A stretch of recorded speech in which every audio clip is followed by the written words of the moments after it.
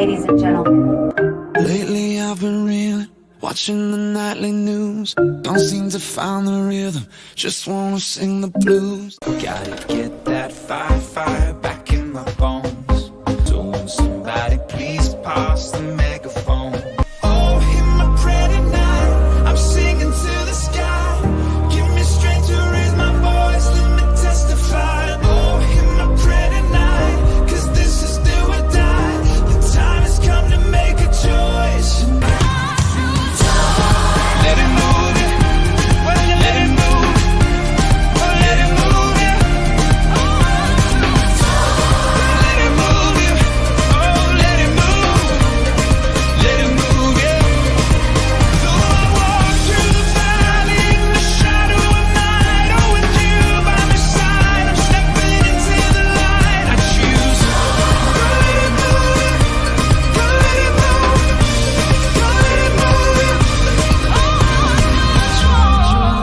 Joy down in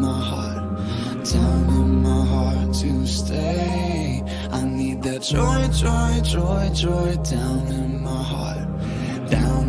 heart to stay. Julie, I'm so delighted tonight to welcome you to this special edition of the NC Values Voice. And tonight I'm introducing you to the rest of our coalition as our new vice president. And thank you for joining the team at NC Values. You're welcome. It's truly an honor to be here. Now, while many in our coalition know Julie from her most recent role as Deputy Chief of Staff of our good friend Congressman Mark Walker, Julie began her career as a K-12 teacher for 8 years before taking a role as an adjunct instructor and academic support specialist at Elon University. Julie is a graduate of Bryan College in Dayton, Tennessee, where she earned a BA in history, and she holds a master's in special education and learning disabilities from Elon. So she has a really varied background. She has served our state as trustee of the Alamance Community College and as executive board member of the North Carolina Association of Community College Trustees. That is a mouthful. It is.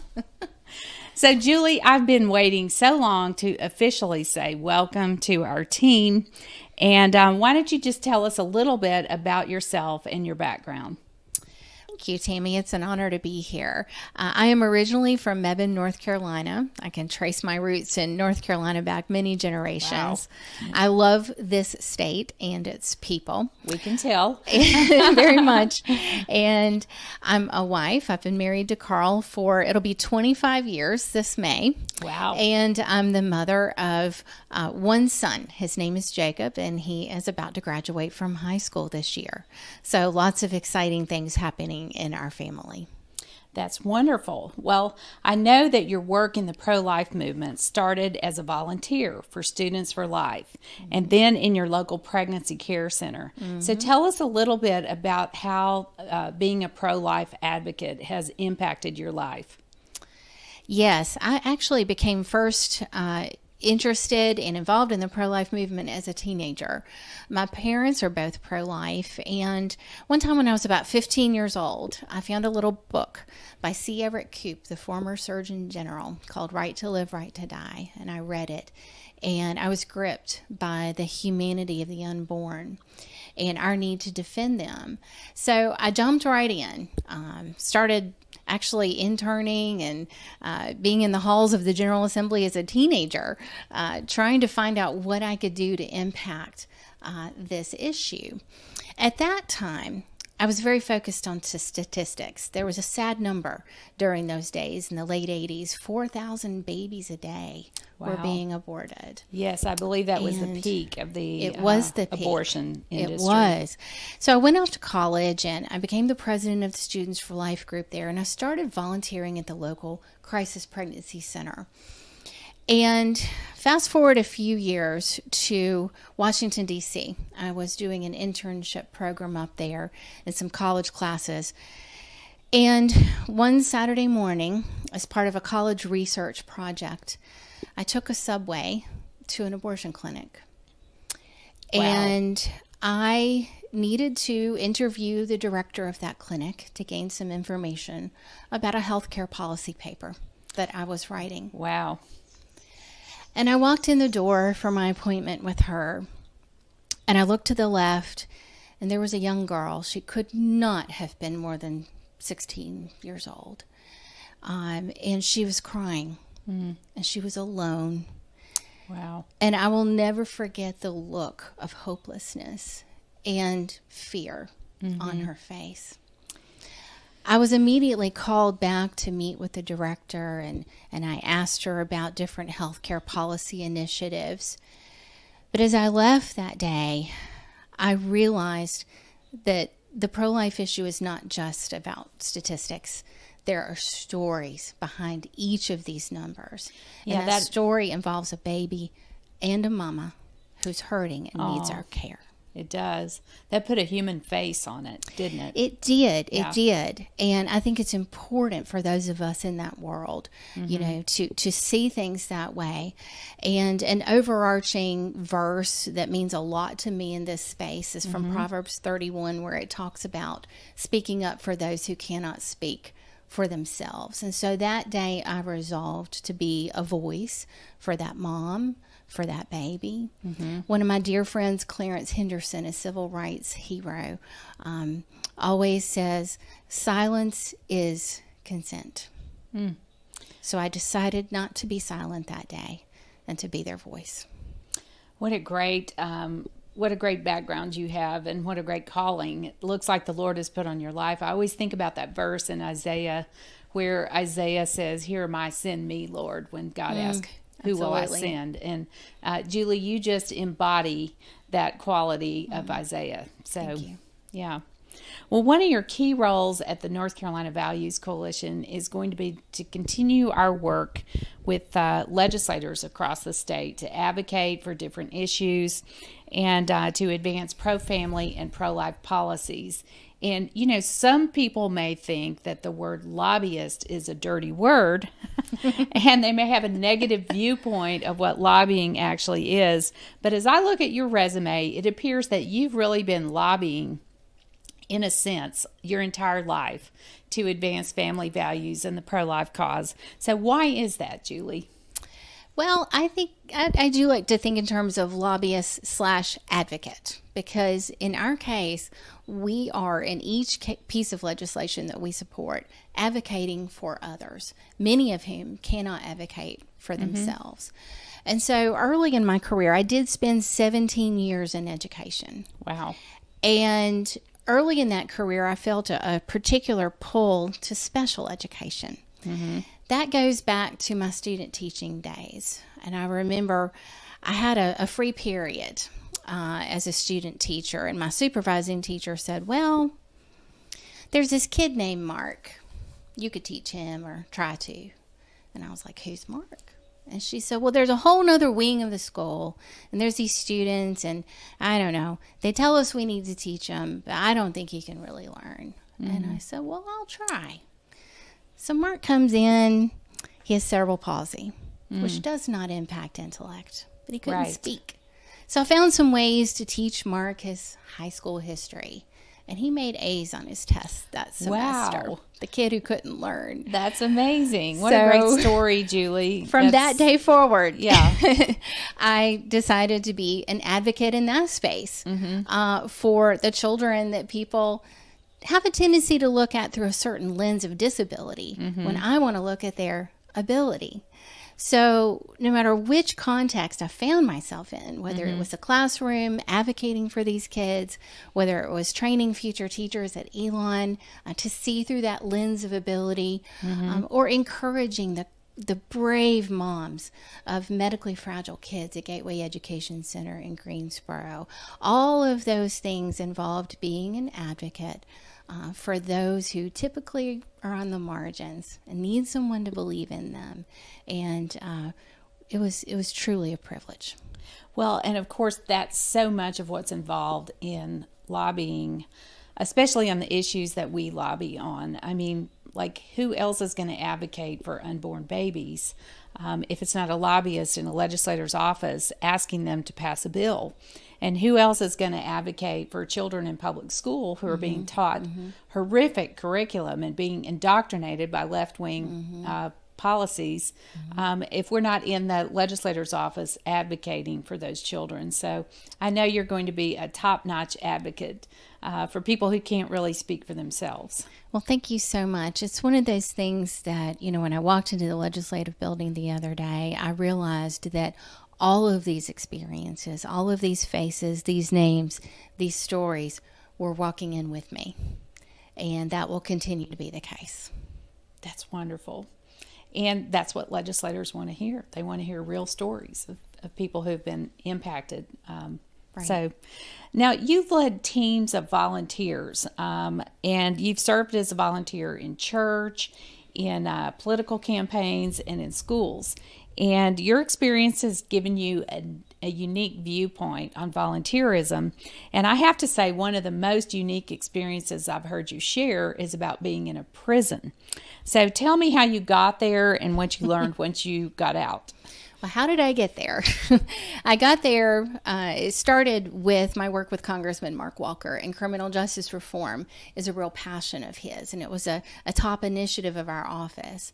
So I decided to have a series of conversations and tours and meet people in the justice space and in the reentry space. And I discovered a nonprofit based in Charlotte that's very active in prisons named Proverbs 226. And we spend Saturdays inside prisons reuniting dads and moms and their kids. That's wonderful. And I'll never forget a warm summer day, my first trip in this context to Central Prison. And when you visit a prison, you leave everything behind. You can't bring your phone, you can't bring your jewelry, nothing you would normally have with you. And I remember the heavy door closing behind me after going through security. And I remember meeting this little 8-year-old girl.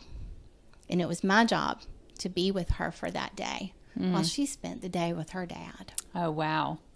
What an experience. So we spent about 6 or 7 hours together. And I remember the look on her face, the look of joy as she saw her dad for the first time in 5 years. She barely remembered him. Wow. And I remember the tears of repentance as he talked to her and confessed, asked her forgiveness for the fact that they were separated. I remember the peace on her face and his face upon that restoration and the trauma of the separation afterwards. How special. But it was such an honor to be there and to recognize yet again that whether it's these families or these inmates, they're all image bearers of our Creator. They are. Yeah. And worthy of our respect and our support as needed. And it was truly a powerful experience, and one that I look forward to participating again after COVID is gone. I know. Absolutely. I think that just reveals your heart for people, Julie, and your Christian faith. Well, thank you. I think one of my favorite quotes I've read recently about justice was written by Kristen Welsh, who founded Mercy Global Ministries, and she says, "Justice is caring about what Jesus cares about." Oh, what a great definition. And he cares about these little unborn babies. He cares about their mamas. He cares about our people and our justice system. What can we do to show his heart in those situations? That's wonderful. Many of our opponents talk about love, and they forget about the justice part of faith. That it's about love and justice. Absolutely. And there is a justice component that we work on every day at NC Values Coalition. So absolutely. We're excited that you're on our team. Glad to be here. Now, from serving as a grassroots volunteer in Alamance County, first for Senator Jesse Helms and then for Dan Forrest, and then to being hired as a congressional campaign manager for Mark Walker. You have connected with thousands of people across North Carolina. So tell me what you've learned from the people of North Carolina. Wow. Well, it was quite a trip from scooping out barbecue at Jesse Helms fundraisers in the late 80s to running a congressional campaign 30 years later. I bet. But what I have found through volunteering for numerous campaigns over the years is that we, the people, have power. And we, the people, can make a difference. I've been a part of campaigns, and I think particularly of Dan's and Mark's in 2012 and 2014, where I saw ordinary people do extraordinary things. Ordinary people showing up for the person and the cause that they believed in, being willing to make the sacrifices necessary, whether it's making phone calls, knocking on doors, coming to hearings in Raleigh and telling their stories. It all makes a difference. And politics, I'll be honest, sometimes people call it a contact sport. It's tough, but it's worth it. It is. And I think that's such a great thing that you landed on, because most people don't realize that their voice can make a difference. It can. And that's, of course, one of the goals we have as an organization is to help organize people so that their voice does make a difference, and to educate and equip them so that when they go to speak to a legislator or an elected official anywhere, that they have the knowledge and the ability to talk to that elected representative about what their views are and what's important to them. Exactly. I think one of the things I learned when I went across the state working on the marriage amendment was that there are just a lot of good people in North Carolina. And it's refreshing to meet those people and to just realize they share the same values we have. And they really need a representative in Raleigh to represent those values. And one of the other things I learned was that when we work together, we can win. And so what we try to do at NC Values Coalition is help people work together as one unified voice to represent our values before our elected officials. Exactly. Yeah. So you were in high school in the classroom of State Representative Dennis Riddell. He was your high school history teacher, right? Yes, we met when I was 14 years old. That's so awesome. And now you're down there in the halls of the legislature together. But you've told us several times about some lessons that he taught you that you've never forgotten. And so I would just want to ask you, what is the biggest lesson that stuck in your brain from State Representative Dennis Riddell? Wow. Well, there were lots of lessons. He taught us about the role of government. He taught us college level economics, and we didn't know it. And was absolutely an amazing teacher. But every year that I had him for 3 years, posted above the chalkboard. That's you young people. That's what we used to have in classrooms. Posted above the chalkboard, there was a big sign that said, "Ideas have consequences." And that might sound simple, but when you start looking at different policy areas and you look at the impact of law on the American people, there's so many examples of how good ideas have consequences and bad ideas have consequences. And even recently with the COVID crisis, I spent much of quarantine last year on the phone. I was working for Congress, and I was on the phone with small business owners, with individuals who were struggling with unemployment, getting the benefits that they needed. And I realized more than ever that a decision made in Raleigh, for better or for worse, has impact on everyday citizens and their very real lives and families and dreams. And we can't forget that. We can't forget that. What a great lesson to learn, especially from your high school history teacher. And I'm just grateful to Representative Dennis Riddell for teaching you such great lessons. Well, thank you. Helping to shape you into the woman you are today. I'm grateful too. Now, one of the rare bipartisan votes that's occurred in the North Carolina General Assembly has been to raise awareness and to help the victims of human trafficking. And we know that North Carolina is in the top 10 states for human trafficking, and Charlotte is right at the top of that list. And I know that you've worked on that issue quite a bit in Congressman Walker's office. And so tell me about some of the work that you did on the human trafficking issue for Congress. Well, it was actually the first bill that Congressman Walker had signed into law was a human trafficking bill. And so similar with the criminal justice reform issue, we jumped in. We learned everything we could. And I had a role in gathering several large round tables of people who are on the front lines of the human trafficking fight around the state of North Carolina.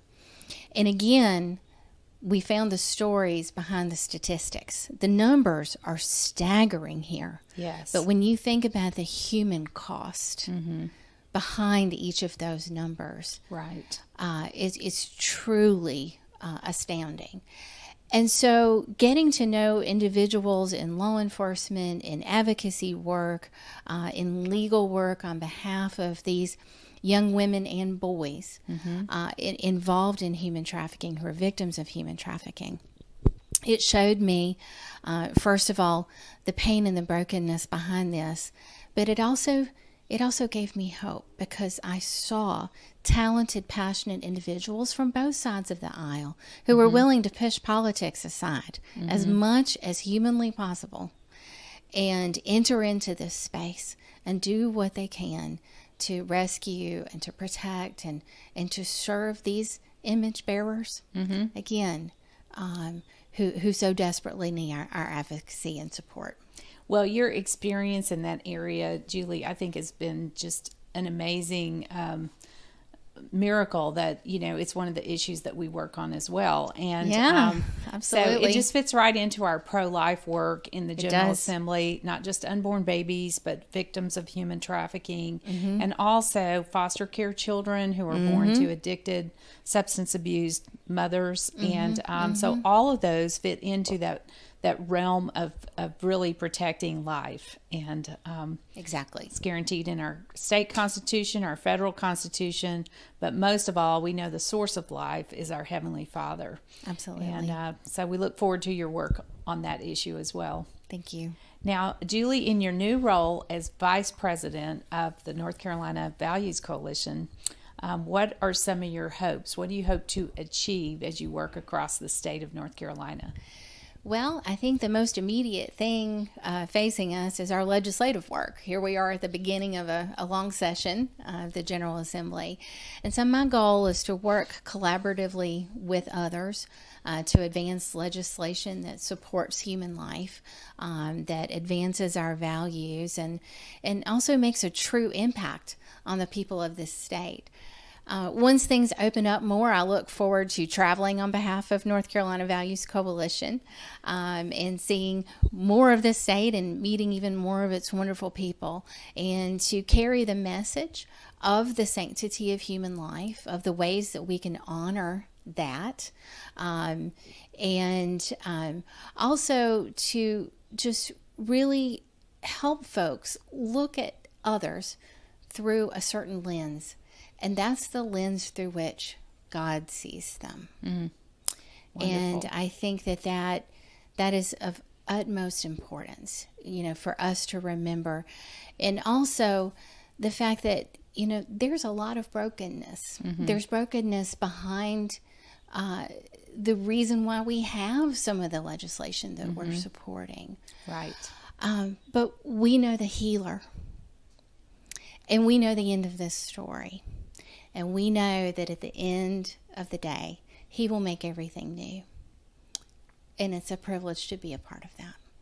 That's great. We're so excited to have you on board, Julie. And I just want to say to our coalition members and people who might be watching, I think you can see why we're very excited that Julie has joined our team.